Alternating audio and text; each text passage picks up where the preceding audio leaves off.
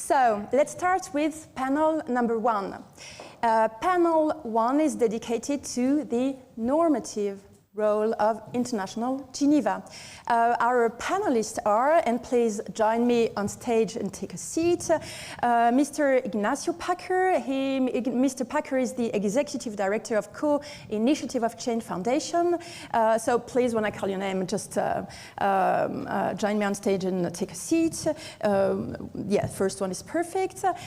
We have also Mr. Raymond Sanner. Mr. Sanner is professor at Basel University, co-founder of Center for Socio-Economic Development, and our young discussant is Shadeisha George-Matisse. She's a master candidate at University of Geneva. So since yes, thank you. Welcome. Thank you and welcome, and thank you for joining us tonight. Since the League of Nations, the multilateral work of Geneva revolves around negotiating rules and standards in several key areas, increasingly important for the multilateral governances, from rules on global health to refugees, on intellectual property to telecommunications, as well as labor rights, as we will see also on panel 3. So, Mr. Ignacio Packer, you are the Executive Director of Co-Initiatives of Change Foundation. You'll talk to us about respect for humanitarian law and human rights. So, how can respect for humanitarian law and human rights survive today? You have the floor. Yeah, it's... No, it should be on. Let me check.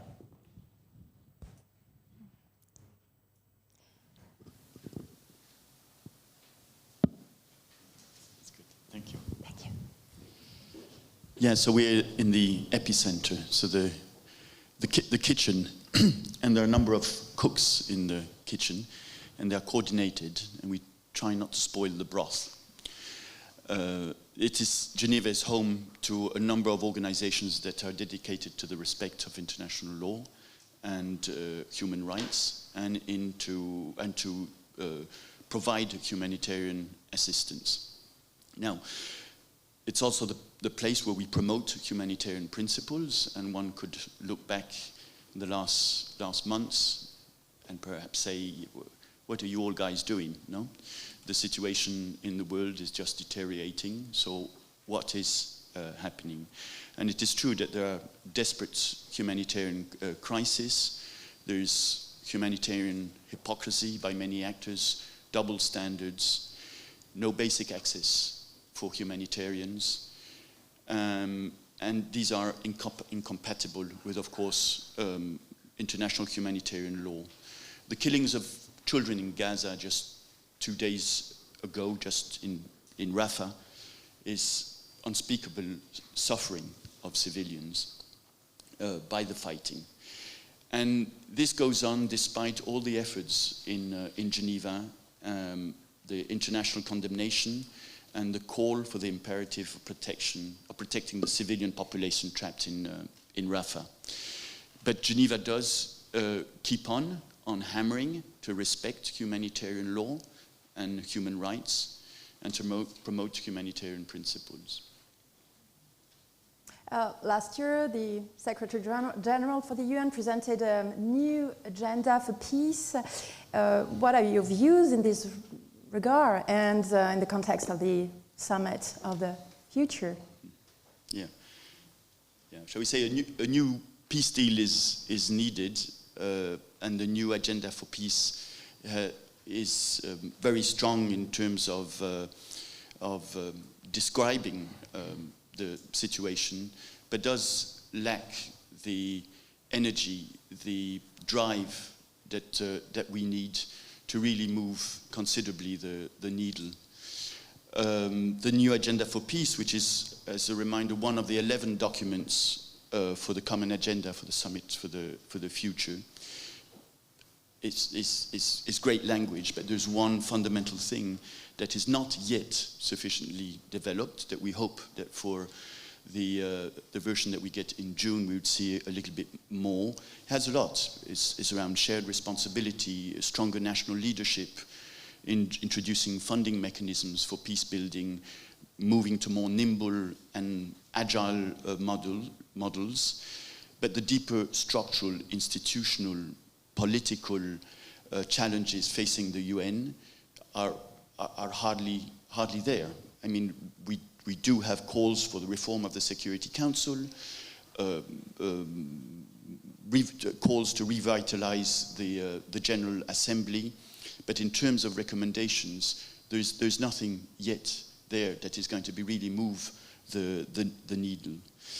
And one can then consider that perhaps this is just pragmatic. I would call it a low level of ambition on this. Perhaps it's just a realistic reflection of what can be achieved today, or the pragmatic response of the limitations of the UN as a peace and security actor in its own right. But we have to push for the UN to be more than a convener of the efforts of others. And this new agenda has to be bolder, with a purpose of building peace and preventive conflict in the difficult years that we have ahead of us. And I am, Mr. Koller, also, I have chosen clearly to be in the positive and not to be looking at things in a cynical way, and to really believe that we can move the needle. And what's going on in the discussions here in Geneva are strongly an attempt to move a bit more radically this, but for the moment, it's insufficient what we're getting, what we're heading for. You've just spoken about Gaza, so looking at the news these days, it seems that the humanitarian principles and human rights are increasingly forgotten. So Geneva is also the center of humanitarian assistance, multilateral center of humanitarian assistance. What is its role nowadays, precisely? Well, it really has to continue consolidating its role as certainly a kind of a guardian of international law, but also the motor of a number of activities. But I also think, and this is certainly what we believe at Co-Initiatives of Change and a number of other organizations, that Geneva has to attract something different. And that thing which is different is around our skills and the qualities that individually we have. Because you talk about a kitchen with a number of cooks. They try not to spoil the broth, they're coordinated, but do they have the right skills and the right qualities, each and every one of them, from the head cook to the one just cutting the carrots?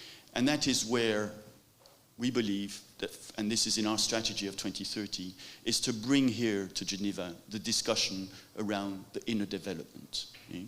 So we have the Sustainable Development Goals, which are absolutely extraordinary, and if we had to start again today, we would not get the beautiful language that we have in it now. It is ambitious and so on, but there is something missing there. We have a blind spot, and we hear governments and different actors saying that we are backtracking because of COVID, because of the climate, because of war and so on. But are we giving sufficient attention to the inner development that is needed for each and every one of us? The skills and the qualities that are needed to react in different ways in an environment which only moves the needle very slowly.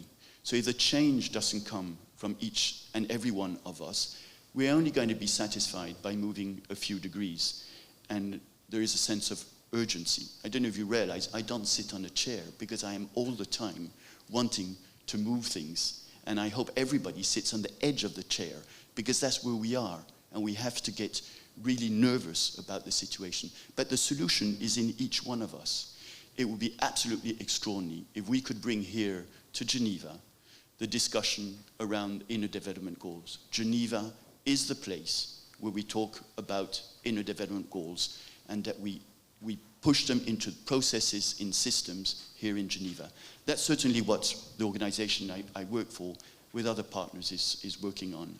So it's how you see the role of Geneva-based Human Rights Council with regards to a Security Council, which we see as paralyzed. Yes, well, the Human Rights Council, and there are several studies that have been published from the Geneva Academy of International Humanitarian Law and Human Rights, but also the UN Center for Policy Research, around the role that the Human Rights Council could play. There are case studies that have been done. They've been looking at the dysfunctional Security Council that we have at the moment, and it's dysfunctional because it was built last century, and in the middle of last century, and geopolitics have changed, and the veto system, of course, that has been used more frequently in the last decades, is certainly of a major concern for peace and security. And the role of the Human Rights Council, well, some say it could fill in a bit more, but it probably will not fill in the void that is left by a dysfunctional Security Council. But however, here in Geneva, with the Human Rights Council, it has a role to play because it can bring more of the discussions around what are the solutions that should be looked at. Looking at the full UN architecture on peace and security is the big stumbling block that we have ahead of us. Many of those things, if we don't solve that, many of the other things will not be able to be implemented as we would hope. Okay, thank you, Ignacio Packer. Mr. Raymond Seiner, so you're a professor at Basel University, co-founder of the Center for Socio-Economic Development. You'll talk to us about the need for new intertwined rules between WTO, climate change, and sustainable development. So why and how WTO and environmental rules need to be envisaged with new approaches? How do you see those intertwined rules? You have the floor, Mr. Seiner. Thank you. Quite a difficult topic, I think. Oh, yeah. Gets me to stand up. we need someone like you to make us understand how it can function. Well, first of all, I'd like to thank our friends from Greycells for having come up with a very good topic to look at multilateralism, multisectorialism, multi-stakeholderism, and how does this whole thing comes together or not, and particularly to what extent is this important for Geneva.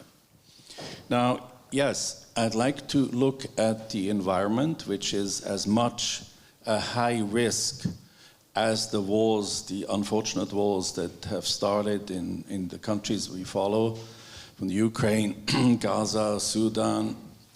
The environment is as much a risk for us all, but it's now less in the news. But I think all of us who read what, for instance, the IPCC has published recently, we're not on a good direction. World's CO2 emissions have continued to grow. There is supposed to be a limit at plus 1.5 Celsius, and we're at 1.2. And most people think we're going to certainly reach 1.5 or maybe even go up to 2 with catastrophic consequences. A few people are left who think this only happens every 10 million years, but I think most of us are conscious about the fact that we have to do something about it. So, to what extent could the WTO contribute to us all meeting the limit, which is not more than 1.5 Celsius? There was the Ministerial Conference 13 in Abu Dhabi a few weeks ago, and there are several countries who have formed so-called Friends of the Environment, who hoped to have a resolution passed, but there was no resolution. The majority of the member countries were not in favor of it. So what can be actually done within such a multilateral organization called the WTO? Well, when you think about it, there is no trade allowed based on slavery. of slave work. There's no trade supposed to happen when it comes to endangered species. There are limits that we have all agreed, but the rest is still free, so to speak. That is, countries are, of course, interested in defending their companies, getting market access, defending their own markets. And here we go, the more trade continues, the more likely people, of course, consume. And we're entitled to consume to survive. The question is just how much of consumption is really needed, but that's a different story.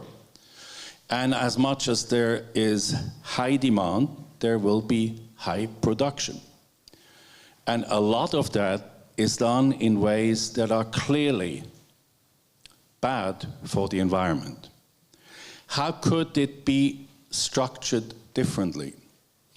Well, this is something that I've been proposing, other people have been proposing, but we have to understand a few elements that I'd like to summarize briefly to go back to the topic about multilateralism, multi-stakeholderism, multi-sectorialism, which shows how difficult it is to change something at that level. Countries, let's take my country here, Switzerland. We are members of WTO, and for some areas of trade, our government, of course, is very interested to get markets to be opened to Swiss companies. On the other hand, that's offensive, called offensive interests. On the other hand, there are some sectors where our government is more defensive, where they'd like to shut down the market to foreign producers. Now, every country goes through the same process, so every country, in a way, is a national little multi-sectorial process.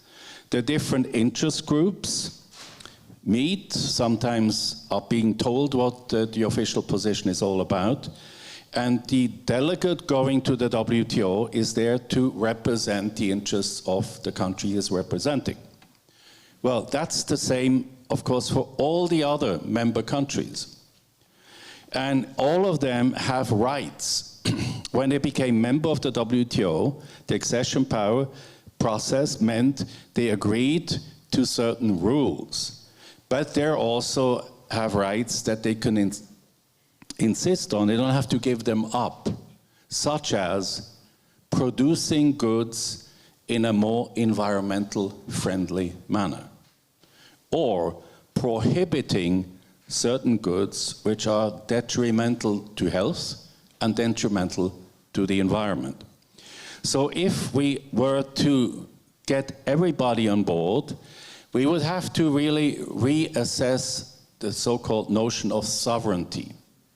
Every member country, as a sovereign country, has rights. And because each one has specific interests, they don't want to give them up if they don't get something else, which is natural, it's a give and take.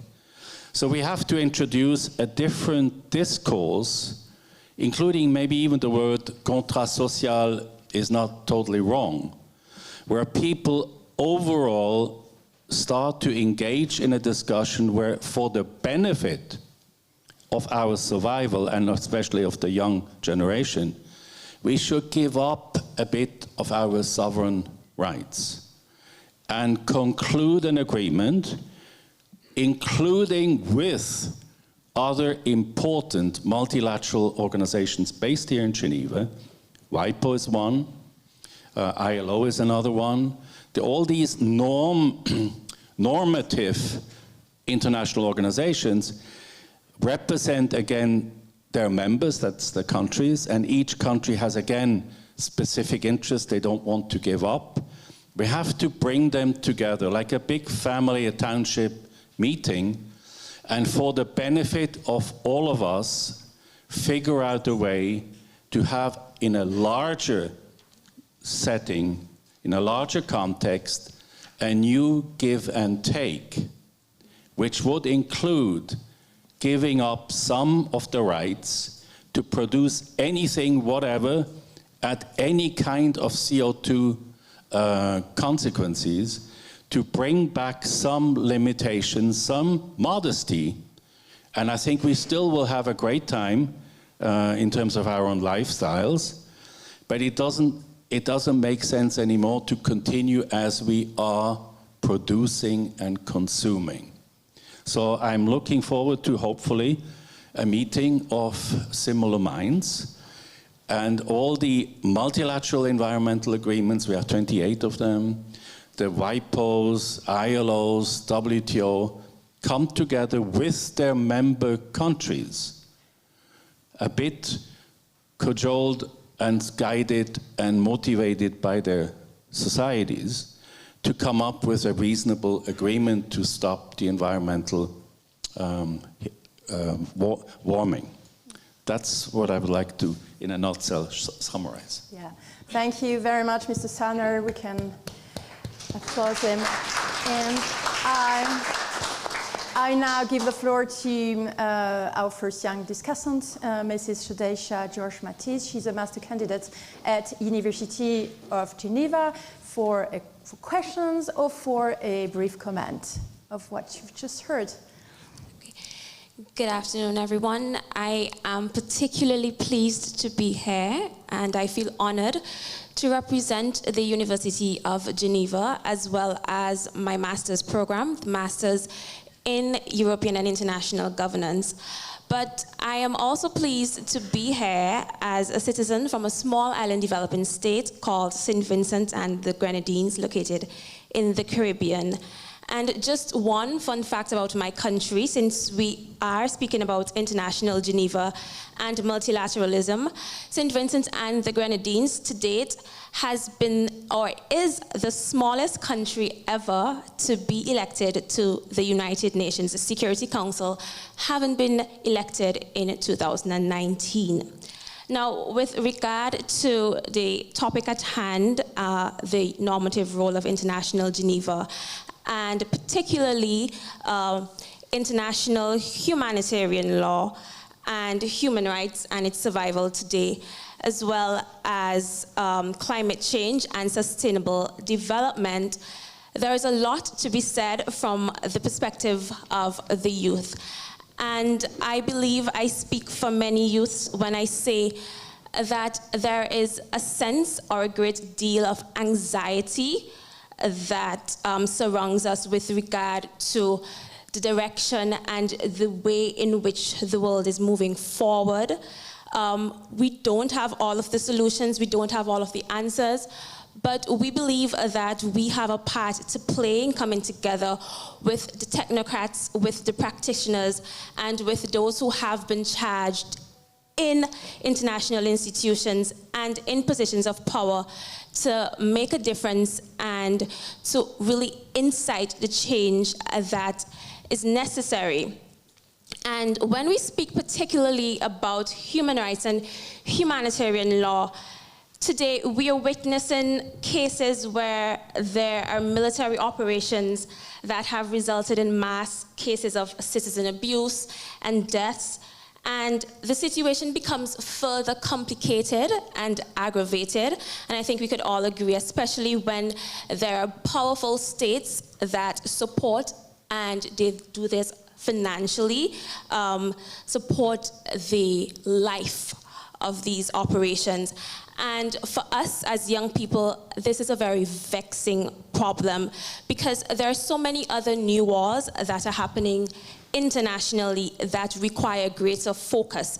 As I mentioned earlier, I am a citizen of a small island developing state, and as a citizen of a small island developing state, I think of the war on climate change, for example, and how this in itself poses a great deal of threat and challenge to not only the lives of those people who live in the Caribbean, but those people whose lives and livelihoods depend on agriculture, for example, and for trade. And in speaking to trade and making it more sustainable and making it more climate friendly, I always think of a bottom-up approach that is needed when tackling these issues, for example. And because I have a particular affinity for human security, I think of humans as being the referent object in international politics and international security, as the thing that is being threatened, the thing that is ultimately being threatened.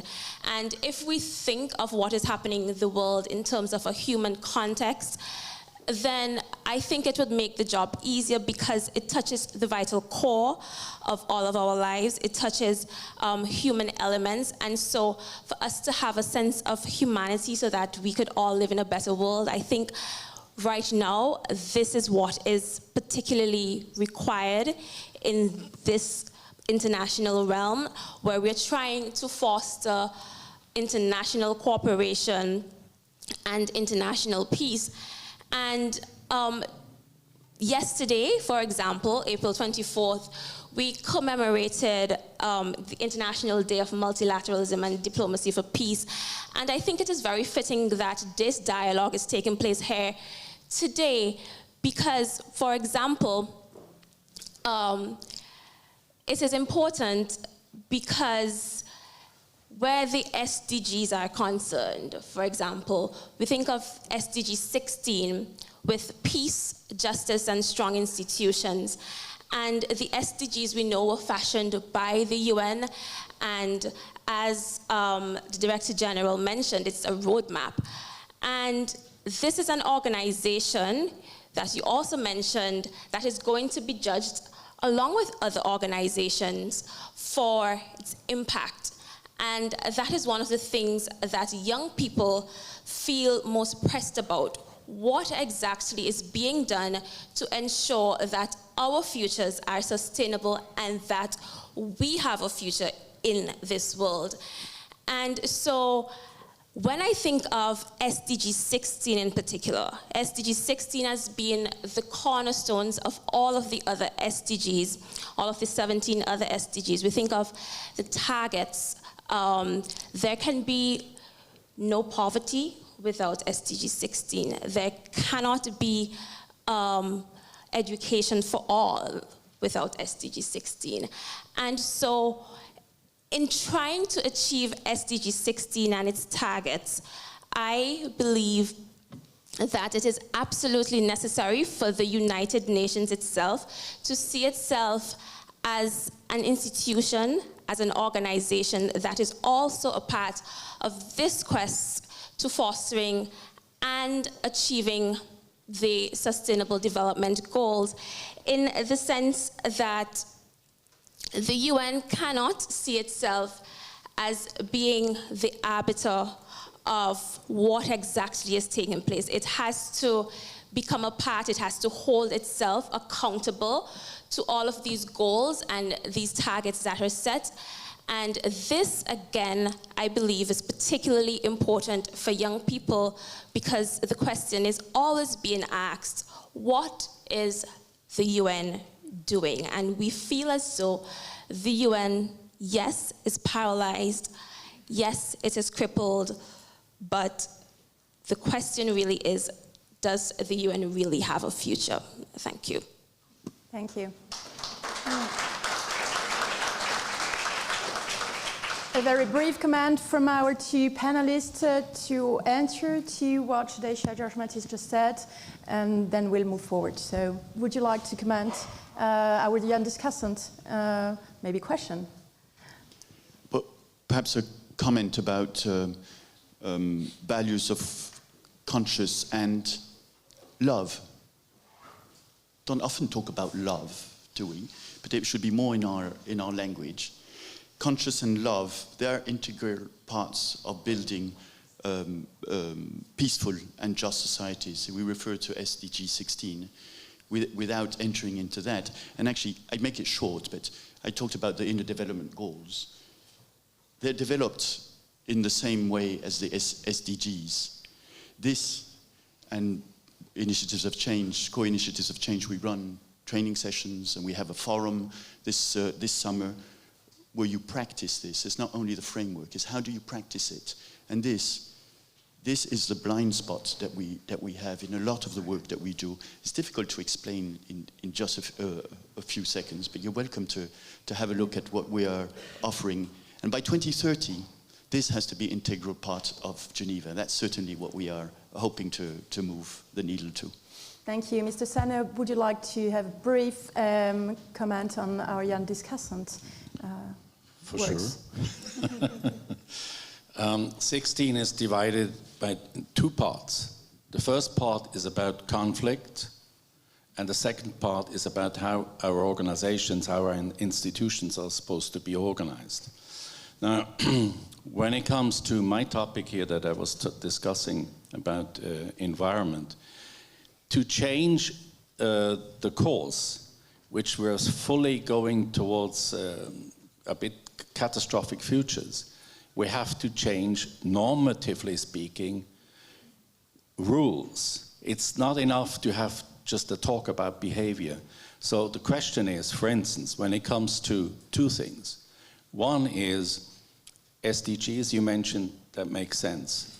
But we have had an agreement called the Paris Agreement, where our countries committed to reduce overall CO2 emissions. The question is, who will do it? Who? In each country of ours, who will be assigned to produce less CO2? That's a negotiation. That's not just an attitude or wishful thinking. Then we have, on the other hand, also generally the SDGs, and in general also how we have SDG 13. It's about the environment, climate change. How does this make sense?